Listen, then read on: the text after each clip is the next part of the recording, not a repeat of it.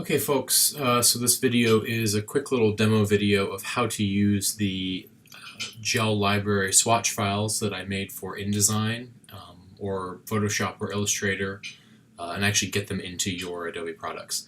So first, you can get these if you go to my website at mikewoodld.com/store.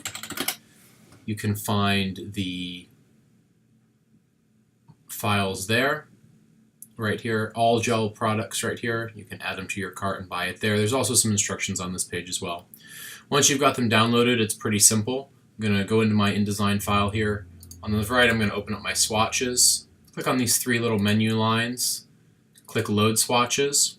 And then I'm just going to choose the ones that I want. So unfortunately, I have them split up right now, so when you download that, you'll download all of them, and you do have to install them separately. But it kind of helps you if you're only using Rosco for one or only using Leaf for the other, you can do it that way. So to do that, I'm going to click on Rosco, click on Open, and that's about it. Now all of your color swatches for all of those gels are loaded into your document. They are pretty close approximations. You might find some of them are slightly off here or there, but you're obviously able to edit them by double-clicking on them.